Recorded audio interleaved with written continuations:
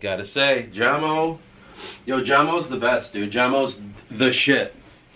He's probably one of my favorite guys in the entire book. When you wrote Jamo, did you know that he was gonna be cool?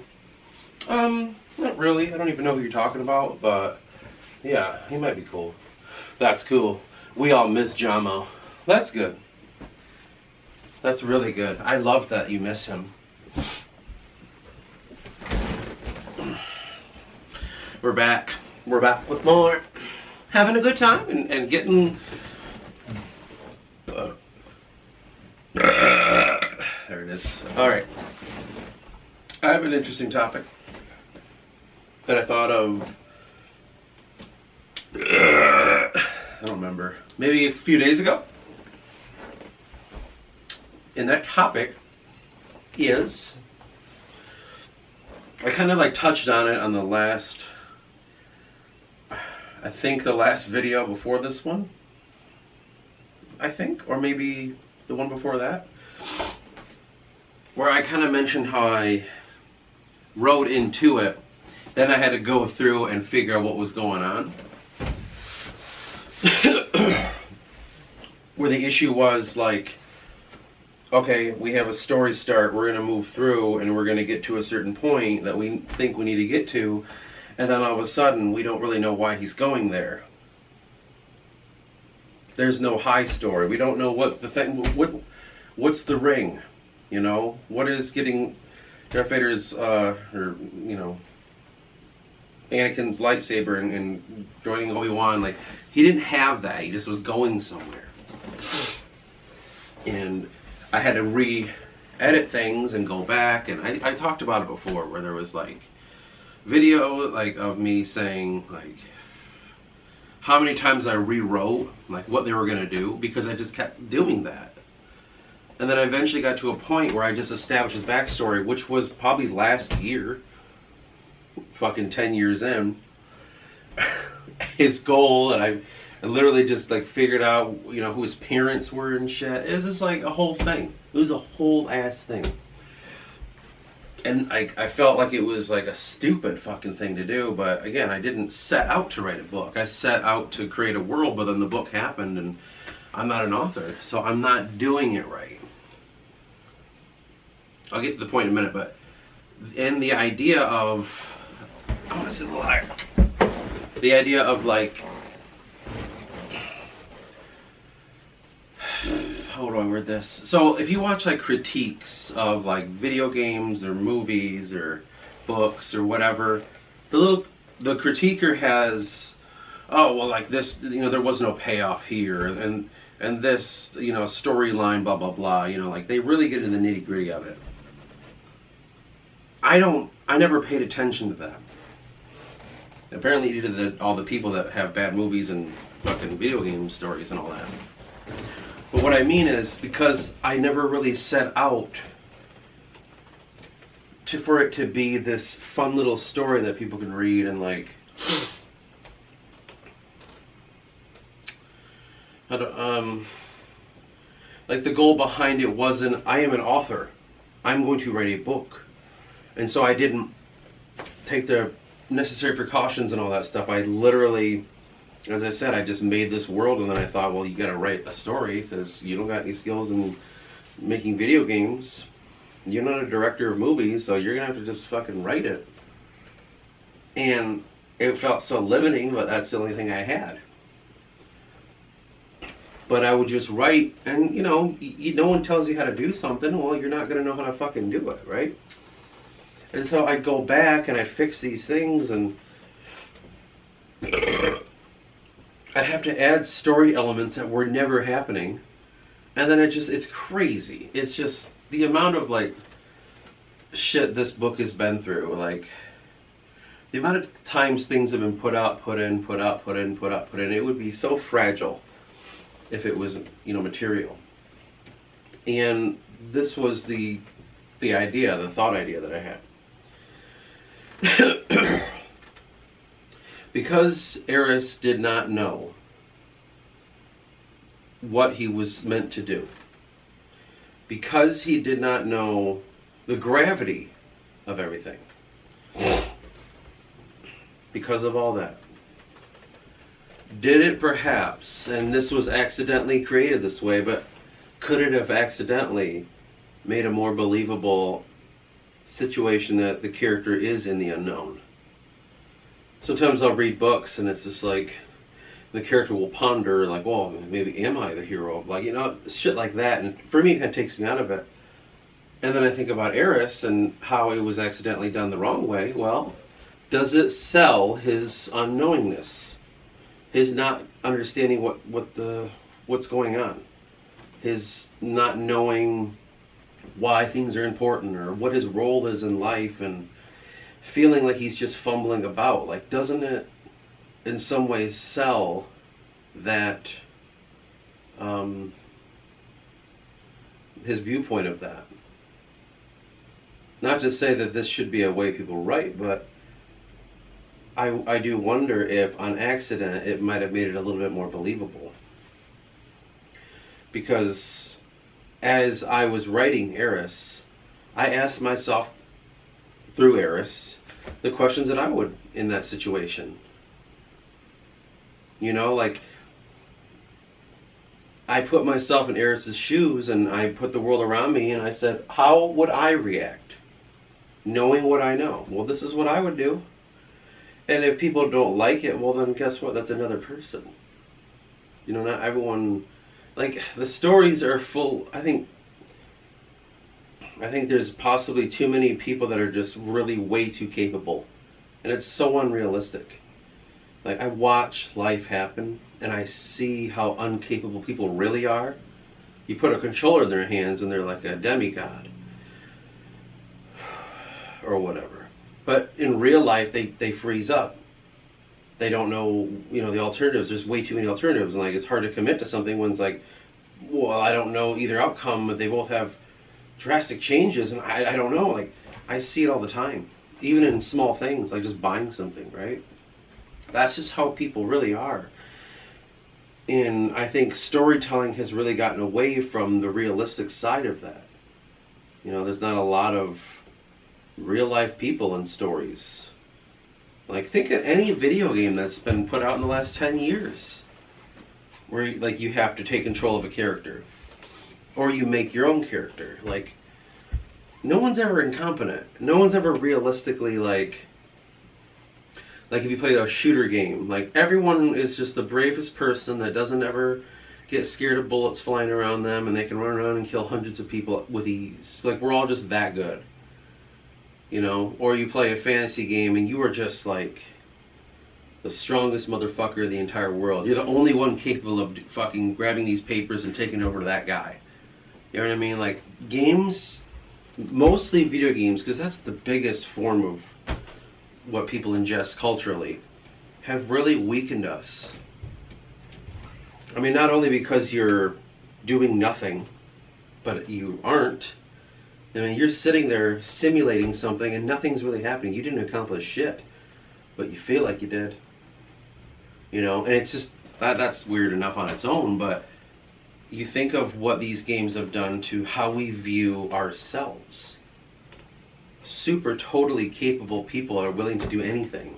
Run through brick walls and bullets don't affect us, and we will be the master thief that no one will catch, and like all these, whatever the game is, I don't know. There's fucking so many out there. They're all the same basically, but they're pretending to be different. Like, it's getting that cheap. But I think that is an issue. And so people take that concept and then, let's say this book comes out and there's a new book. It's a fantasy book. Whoa. And they read it and they're like, wow, he was a whiny bitch. Like, he didn't do anything. And I'm just thinking in my mind, like, how many people in real life thrust into a fucking world in chaos and their whole city was destroyed and they're a fucking teenager who's been sheltered their whole life. Not because their parents were assholes, but because that's the culture. It's like living in a big city. You're sheltered. You don't know what it's like. You don't know how to start a fire or change a fucking tire or, like things like that. You're so sheltered. Thrust into the world within minutes. Absolute minutes. And you like watch everyone die. And then all of a sudden you're just like, well, what do I do now? How capable could you be in that scenario? And like people will forget that. I hope this doesn't happen, but this is my fear, I should say. They read all these fantasies and shit. We're just going to envelop it into the fantasy genre because, you know, that's where it sits.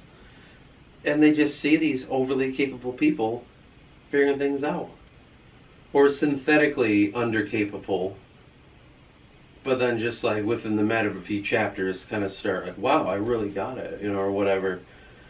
And I just, for me, accidentally capturing this moment of unknown where this character, you just kind of have to watch him suffer and try to figure things out, like totally accidentally created, but I really think that it might add to his growth because it's adding to my growth as the writer of this. My first book is kind of a fucking mess. At least it feels like it to me. And, you know, things weren't honed correctly. Things weren't focused correctly. And yes, I'm still in the editing phase, but how, you know, if you don't have skills, how can you properly edit, you know? I'll do the best I can with what I have. But I think by the later books, when you start to look at Eris's real growth, you know, because he's getting older, years are going on, I think it'll really have a good payoff of just like, holy shit, like this is definitely, we've seen him come from this teenager that's like afraid to do or say anything and move into this realm of like, you know, figuring out his thing in his own way. And to me, the idea of him going from uncapable to capable isn't that crazy because it's like real life. It's not like he goes from this teenager that doesn't know shit and all of a sudden, like a couple books later, he's the most powerful mage in the entire fucking world, and he's not. He's just a little bit better off. He's just got a better understanding, and he's still got a long way to go. I don't know if he'll ever reach his highest potential in his lifetime, but I'm okay with that because that's kind of what happens to us if we don't practice and hone. And just because you try to seek a higher level of yourself doesn't mean you're going to get there. It doesn't mean that the level that you seek to be more capable as a human being isn't incorrect and you actually kind of veer off what you should have been doing, and now you feeling capable is actually you being more incapable. I think that right there is the whole goal of Eris's story, is to show that he is a human being. He may have an importance in the story because you have to when you're writing a fucking fantasy, but he's just an average person. And the idea behind that isn't necessarily to say any person can do anything. It's mostly saying any person can be thrust anywhere. You could be super capable at like problem solving on a high level, non-stress, you know, put you in the middle of a fucking disaster and you can just stay calm and figure things out. But you never got to experience that. You never sought that out. Society tells you shouldn't. They say that's a mental illness, you know, that it's called anxiety, high stress anxiety disorder, or whatever the fuck it was. And they find ways to say, like, you know, that's not normal to do. You might be a person that's thrust in the middle of the most chaotic shit ever, and you fold easily under fucking pressure. Like, it isn't really necessarily about, like, just because you choose the hero's journey doesn't mean the hero's got to be the most capable person going into the most, like, I can't think of the right word, but where it's like it fits perfectly with the story. Like, if this was a movie, it would come across that the casting was wrong. Is why. You're like, wow, he doesn't seem to fit that role. I was like, exactly. Like, that's the fucking point of it. Like, things aren't perfect. You aren't designed. Like, the world is not designed around your hero. And I don't know if I'm saying things that are either obvious or things that are not obvious. I don't know. Like, I don't know if that's like fucking writer 101 or something. You know, because I'm just kind of figuring this out on my own. But to me, the world, then the story, then the hero. Like, there are bigger things than one person. Just because we live in a real world Earth, and the problem is global warming, and there's one person born in this world that can figure it out and solve the problem. If not, like, at least get the ball rolling. That doesn't, the world, but it's not designed around him. Like, that comes when it comes. Things happen when they need to happen. The world will choose what it needs for its outcome. We are not the most important people. We start to grasp that. I think we're going a little bit too far by saying we're insignificant, because we're not. You know, we're little specks of nothing in a massive fucking universe and blah, blah, blah. Like, that's bullshit. Like, it's true, but it's a stupid way to look at life. You're trying to take away from what's real at that point. But the idea for me is, like, yes, sometimes you are insignificant. But that doesn't mean that you're not going to do anything about it. That doesn't mean that everything's not worth fighting for, or also, just because you can make change doesn't mean you will. Not a lot of people get that opportunity. There's a lot of different aspects to it, like, fear and right place, right time, and the right person hearing you, essentially, because we are the gatekeepers of ourselves. So, let's be honest, to get a book published, the right person's got to look at it and be like, okay, you may enter this room. That's how our society is constructed, and will always be constructed. That's one of the things I used to get mad at when I was younger. It's like, just like hiring someone for a fucking job. It's at the will of the fucker that's looking at it, like, I don't know, he didn't spell that word right. Like, that kind of shit. Like, that to me is like fucking stupid. That people just decide these things. But what else can there be, We set up systems and they even make it worse.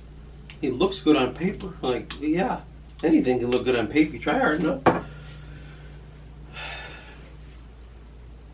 That's the issue of life, though. It's just there's gatekeepers to things. There's the story of Eris is a story of significance.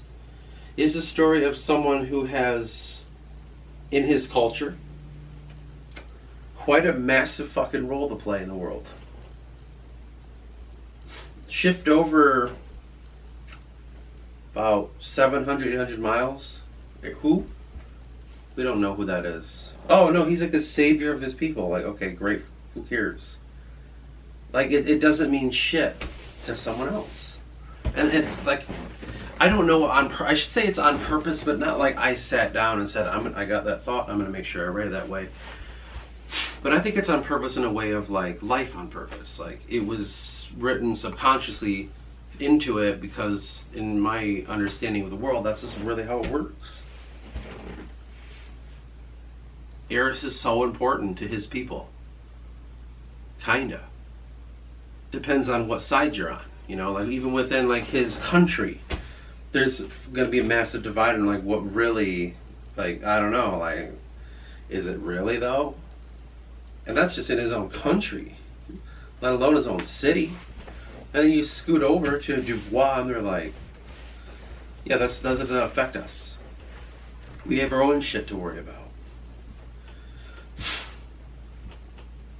Our hero died a long time ago. And now we're fucked. Like, every culture has got their hero story within the book. The hero of that place. There might be heroes of cities, villages, and hamlets, and fucking counties, or whatever fucking size of place you live in this book. And there's also heroes on the largest scale, but there's no global hero.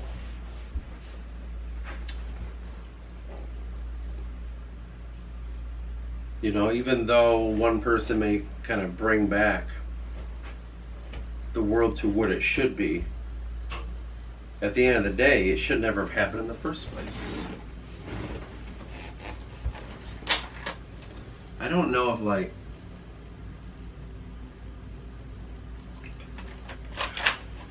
because when you read your own stuff, you work on your own stuff, you don't really see, you don't see it outwardly like other people do. You may feel a certain way and start talking, and someone's like, wow, you're depressed. And you don't feel depressed. What are you talking about? You know, I'm just pointing things out that are there.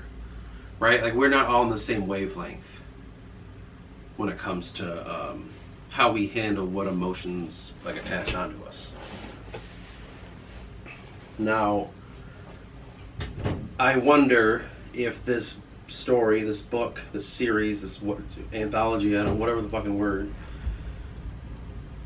I wonder if it'll be looked at as like a case of pessimism. True pessimism, not the one that people throw around, well, you're pessimistic. We're talking about the concept, the idea that pessimism is, and what it stands for, and how a pessimist, a true pessimist, will look at the world. Because, I don't know, I just wonder with some of the things I'll say or I do, like, I hear a little tinge of an outside voice, like, thinking that. And I wonder if that's how it'll be looked. Like, this is a case of pessimism right here. Like, this is how they look at the world. You know what I mean? Just generally by what I've been saying for the past, God knows how long these videos have been going.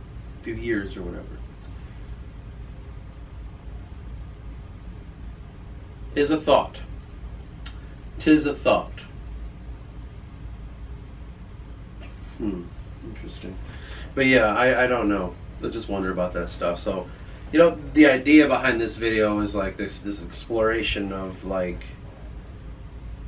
this accidental doing it wrong might have made it right. And my goal was to kind of talk about in what ways it could be right. How you're supposed to view the world, how you're supposed to view yourself within the world. There's just a lot of issues that make it a little difficult for that to be realized. You know, especially in our modern culture, there's a lot of division created. There's a lot of people that just love to fight because it's for fighting's sake. I'm fighting for injustice or whatever, but in reality, they're the ones creating it, right? We are what we do. We are what we fight against. I just wonder how that message will reach.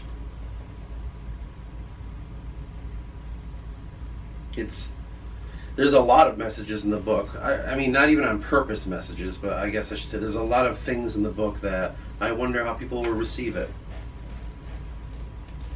Wow, there's not many female leads. There's only one. Interesting. There's not many women talked about in the book. Like, just things like that people just hyper focus on of their own fears. You know what I mean? A fear, like, that would be just a fear of being irrelevant, most likely.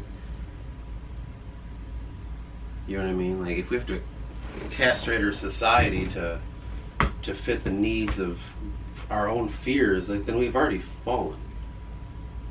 It's over. You know what I mean? I can't imagine. Like, it's so weird to say, but I can't imagine making a story where I'm like, okay, I need a person of color here. I need a woman there. There needs to be this and that, like, under the guise of, no, the best person for the best role, right? That might work for, like, when you're actually choosing people to make a movie or something visual, or like a video game. But for me, it was always like, this is just who I am. This is all I understand. I grew up in a small town. I'm a white guy. Obviously. I mean, enough said, really. It's that's what it is. And, you know, I don't think it's a problem because we're all allowed to have our own things, you know.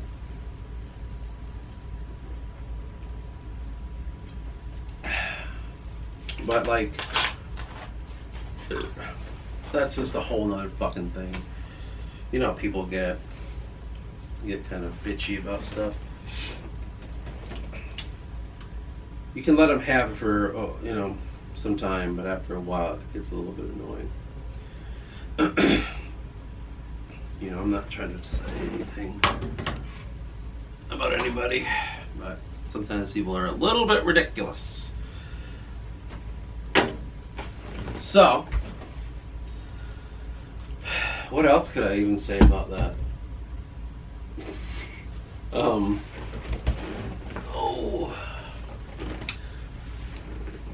I just hope that at the end of the day that this is going to be okay. You know, I hope to God it'll work and it'll be good. Not all this effort will be put into it. It'll be like, that was horrible. And people just like go on, you know, YouTube and just make fun of it and point it out and laugh at it, because that's how our culture is. We're bullies. If it's not what we are told to believe, then we're bullies. I just hope that doesn't happen. You know, like what, one of the worst books where look at this, and then just people gather and like make fun of it and shit. It would just be so hurtful, you know, if that ever happened. One of my quiet fears is what that is. Nothing I think about actively. You know, it's not an active thought, but it is one that I'm just like, I don't know. I hope the fuck not, man. 'Cause that would suck. You know, I hope no one's that mean about things. It's because they're afraid of something. People make fun of things because it gives power. You know, that's the when you feel small, it's the first thing you do is you make something smaller. So I would know why people would do it, but I would be like, still hurtful, because it's like, you know, you're making fun of someone's life story. You're making fun of someone's experience, which is pretty weird, but people will do that. That's just what it is. This is a very short one because I think that's all I really wanted to say about that. I think. Yeah, that seems to be it. I don't even know what I would call this. Honestly. Accidentally on purpose.